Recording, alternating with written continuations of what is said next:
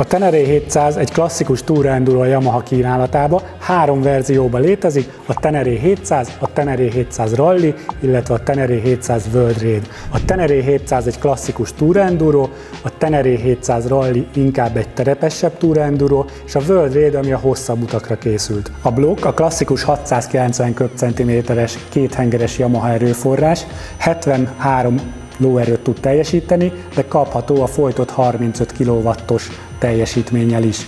A fékek Brembo fékek elől-hátul, természetesen a motor ABS-szel el van látva, illetve kikapcsolható kipörgésgátlót is kapott.